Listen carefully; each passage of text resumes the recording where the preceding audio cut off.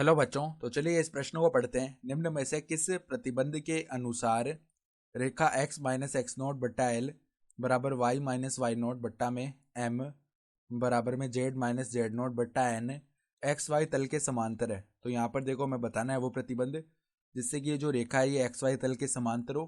तो प्रश्न में आगे बढ़ने से पहले इस प्रश्न से संबंधित जो मुख्य अवधारणा है उसकी हम चर्चा कर लेते हैं। तो देखो, मुख्य अवधारणा क्या हो जाएगी। यदि रेखा जिसके दिक अनुपात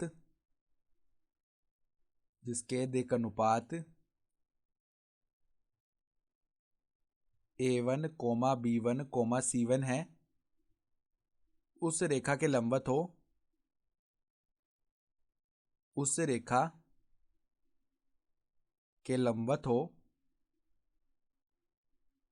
जिसके दिक अनुपात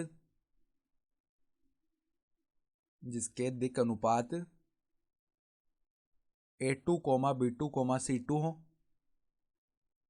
ठीक है, तो अगर ये दोनों रेखाएं लंबवत होगी ना, तो यहाँ पर इनके दिक अनुपातों का जो गुणनफलों का जो योग है वो किसके बराबर आता है? 0 के बराबर आता है। सही है। तो अब देखो, हमारी एक रेखा है जो कि एक्स वाई तल के समांतर है। तो एक्स वाई तल किस किस प्रकार से प्रदर्शित किया जा सकता है? देखो, एक्स वाई तल जेड बराबर 0 के रूप में प्रदर्शित होगा। तो जेड बराबर 0 यहाँ पर हम देखेंगे तो इस रेखा का जो समीकरण है ना वो किस प्रकार से दिया जा सकता है। देखो, अगर हम देखें तो ये मतलब जेड बराबर 0 के रूप में हमने लिख दिया। अगर हम दिक अनुपात लिखेंगे ना, दिक अनुपात,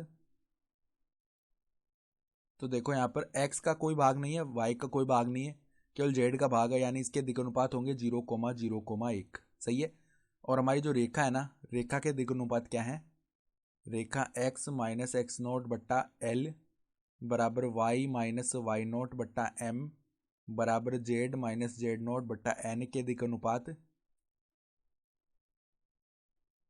यह देखो, हमारे पास में ये जो नीचे लिखे हुए होते हैं ना, ये दिक अनुपात ही होते हैं, यानी L, M, N। तो अगर ये जो दोनों रेखाएं हैं ये परस्पर लंबवत है तो हम क्या बता सकते हैं कि L गुणा 0 प्लस में M गुणा 0 प्लस में N गुणा में 1, इसका जो मान है ना 0 आएगा, यानी यहाँ से N बराबर 0 आ जाएगा। ये प्रतिबंध हमें मिल रहा है, अर्थात जो विकल्प सी है ना वो हमारा सही विकल्प आ जाएगा।